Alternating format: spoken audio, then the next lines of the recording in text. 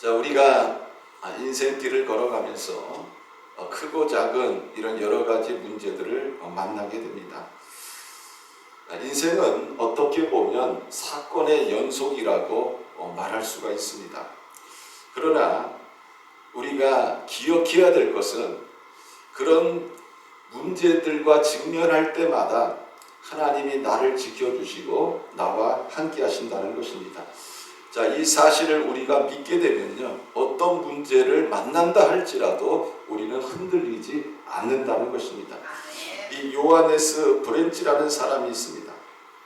1499년에서 1570년을 산 이런 분인데 독일의 신학자이면서 종교개혁자입니다. 그는 마틴 루터의 친구며 또 독일 서남부 지역에서 종교개혁에 헌신한 성서 해석자로 많은 저작을 남겼습니다. 그는 종교개혁에 반대해서 수많은 성직자들을 죽이고자 했던 스페인 왕 찰스 5세의 미움을 받아서 체포당할 위기에 처했습니다. 어느 날 스페인의 왕실 기병대가 자신을 체포하기 위해서 온다는 이런 소식을 듣게 되었습니다. 그때 요하네스 브렌치는 하나님 앞에 기도를 합니다. 그때 구원의 음성이 들렸습니다. 존, 빨리 빵 한 조각을 가지고 아랫마을로 내려가거라. 거기서 문이 열려있는 집을 발견하면 그 집에 다락에 가서 숨어라. 이런 음성을 듣게 되었습니다. 자, 존은 들은 말씀대로 마을로 내려가서 문이 열려있는 집을 발견하고 그 집의 지붕에 들어가서 숨었습니다. 자, 이후에 수색이 계속되는 동안 존은 그 다락방에서 약 14년간을 숨어 살았습니다. 사실 존에게 빵 한 조각은 14년간을 살 수 있는 양식이 될 수는 없었습니다. 그런데 존이 그곳에서 그토록 오래 시간을 보낼 수 있었던 비결이 있었는데 그것은 다음과 같은 이상한 일이 있었기 때문에 그렇습니다. 존 브렌치가 다락에 숨어 있는 동안에 날마다 이 암탉 한 마리가 다락으로 올라옵니다. 그리고 소리 없이 달걀을 낳고 사라집니다.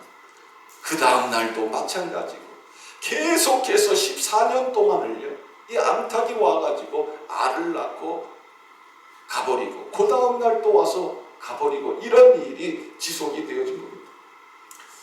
이 달걀을 먹고 살 수 있었다는 것입니다. 그런 어느 날 닭이 올라오질 않아요.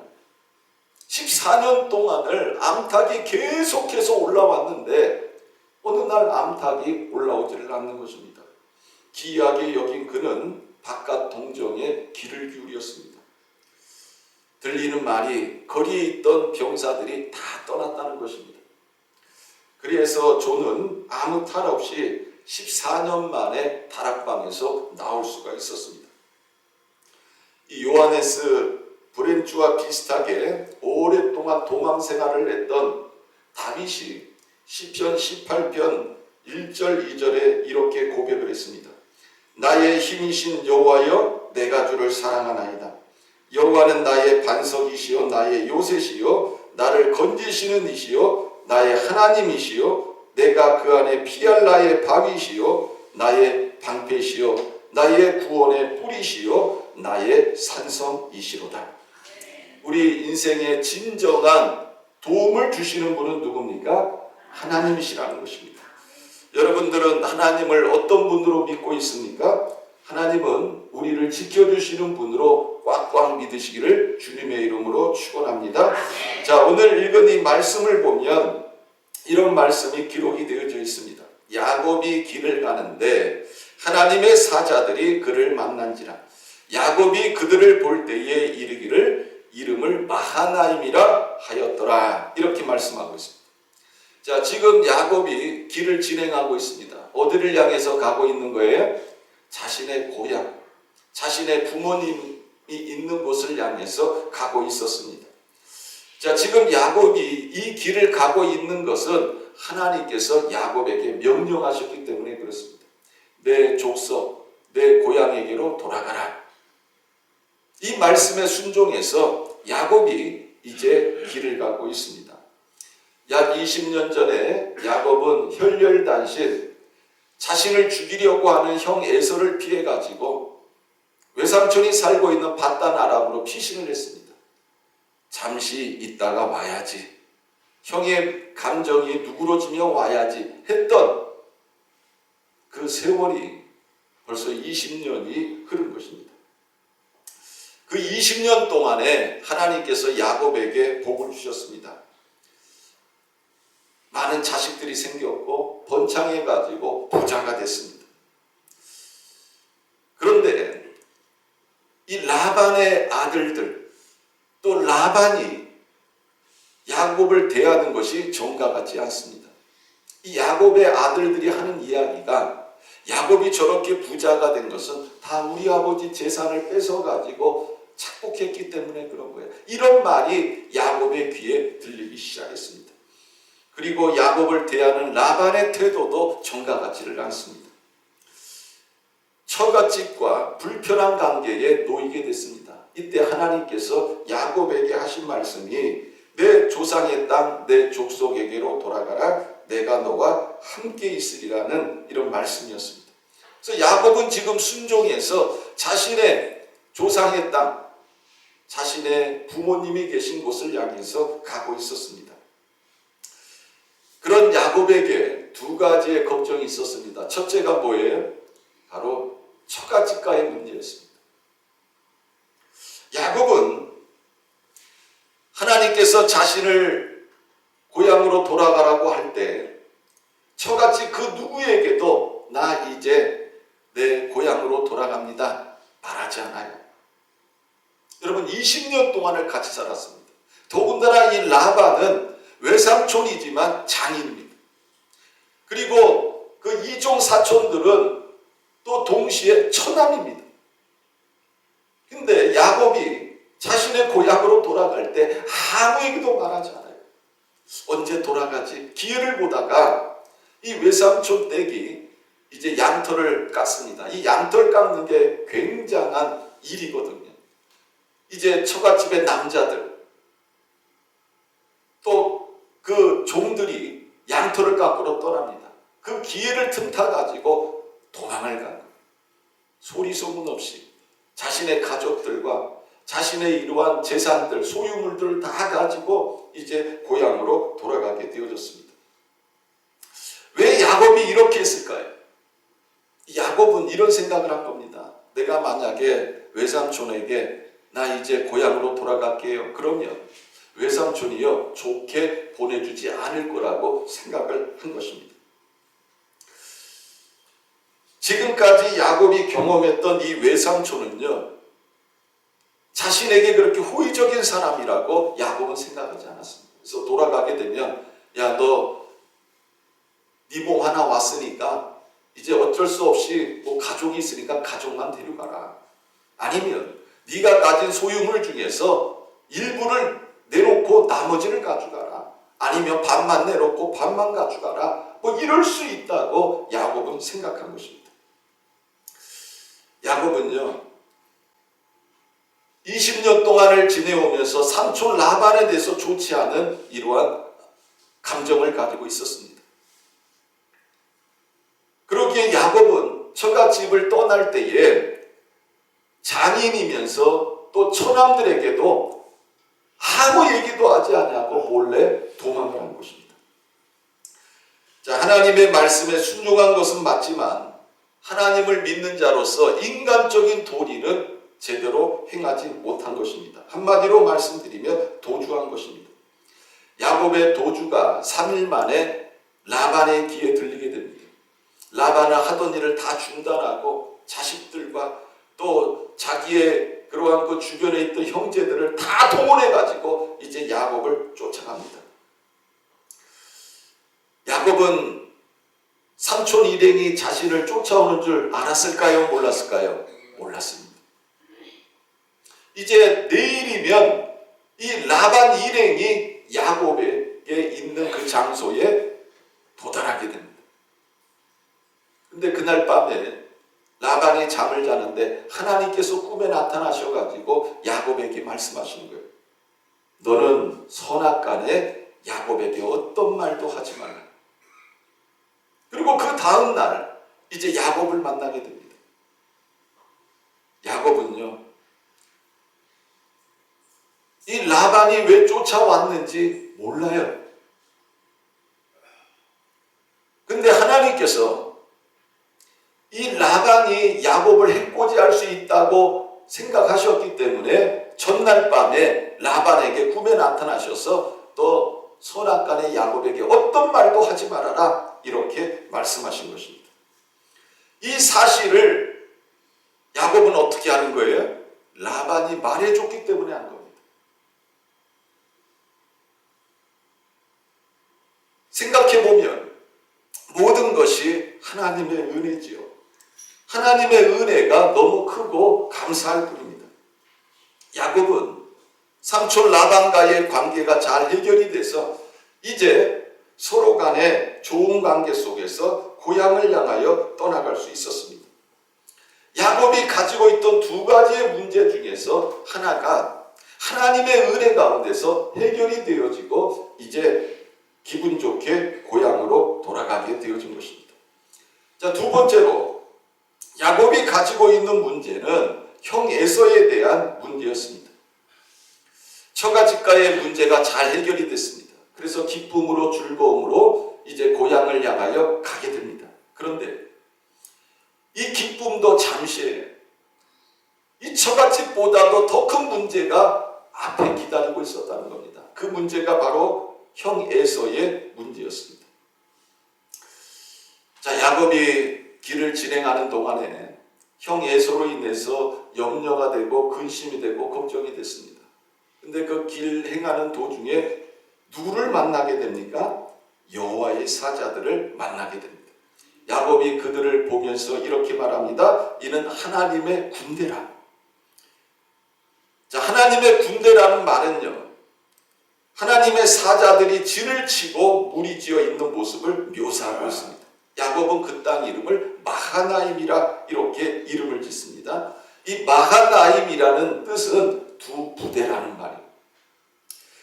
자, 야곱이 가는 이 길에서 좌우에 하나님께서 하나님의 사자들을 보내셔가지고 그 두 무리가 거기에 진을 치고 있었다는 것입니다.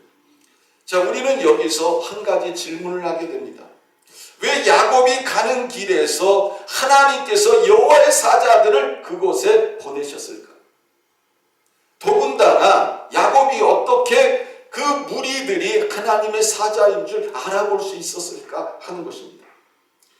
자, 하나님께서 이 야곱으로 하여금 하나님의 군대를 알아보게 하신 것은 굉장한 의미가 있습니다. 처갓집의 문제는 해결이 됐습니다. 그러나 그보다 더 큰 문제가 앞에 놓여 있습니다. 바로 형 에서의 문제였다는 것입니다. 지금 야곱이 왜 20년 동안을 자신의 집을 떠나가지고 밧단 아람에서 살았습니까? 형 에서 때문에 그런 거예요. 형 에서가 자신을 죽이려고 했습니다. 아버지가 죽으면 아버지 장사하고 난 다음에 내가 야곱을 죽일 거야. 이 말을 어머니가 들은 거예요. 리브가가 들은 거예요. 그래서 남편인 이삭과 상의한 다음에 야곱을 자신의 오빠가 있는 밧단 아람으로 피신시킨 것입니다. 그런데 이제 고향으로 돌아가는데 그 앞에 형 에서가 딱 있는 거예요. 자신에게 가장 두려움의 대상인 에서가 기다리고 있는 것입니다. 여러분, 세월은 약이라고들 얘기를 해요. 세월이 지나면 해결이 된다고 말들을 합니다. 세월이 지나면 이 또한 지나갈 것이다. 많은 사람들은 이렇게 이야기를 합니다. 그런데 그런 말이 해당되는 사람이 있고 그렇지 않은 사람들이 있어요. 여러분, 모세가 나중에 나이 80에 하나님 앞에 부름을 받을 때에도 하나님 앞에 순종하지 못합니다. 왜 그러는 거예요? 40년 전에 이스라엘 백성들이 한 말이 그 마음에 아직도 새겨져 있는 거예요. 누가 너를 우리의 주제와 법관으로 삼았느냐? 40년이라는 세월이 지났어요. 그런데도 야곱의 마음에 그 말이 상처로 남아있었다는 거죠. 그래서 하나님이 부르셔도 순종을 못해요. 우리가 생각할 때 40년의 세월이 지나면 다 잊어버리겠지. 그런 사람이 있고 안 그런 사람이 있어요. 야곱이요, 20년의 세월이 지났어요. 형이에서 내가 고향으로 가면 나를 반겨줄 거야. 근데 야곱은 그렇지 못해요. 오히려 형 에서로 인해서 두려워합니다. 형 에서가 나를 죽이려고 할 텐데 어떡하나? 내가 하나님이 가라고 해서 가고 있는데 어떡하나? 이 염려와 근심으로 가득 차 있었다는 것입니다. 그런 야곱의 마음을 누가 하시는 거예요? 하나님이 하시는 거예요. 그래서 야곱이 가는 그 길에서 누구를 만나게 하신 겁니까? 하나님의 군대를 만나게 하신 거예요. 우연이 아니에요. 세상 사람들은 우연이라고 얘기해요.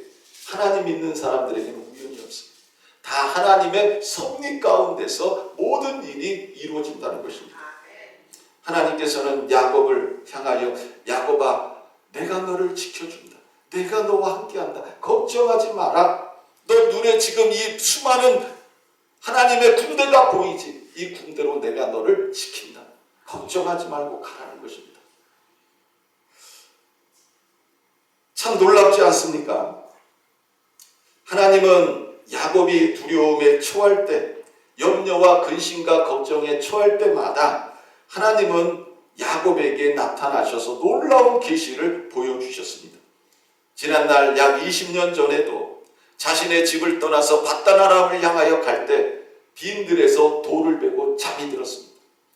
여러분, 그때 야곱의 심정이 어떠했겠습니까? 그 빈 들판에서 혼자 돌을 베고 잠을 잘 때 불안과 염려와 근심이 가득 차 있었겠지요. 또 현재와 미래에 대한 불확실함으로 가득 차 있었겠지요. 그때 하나님께서 꿈에 야곱에게 나타나셨습니다.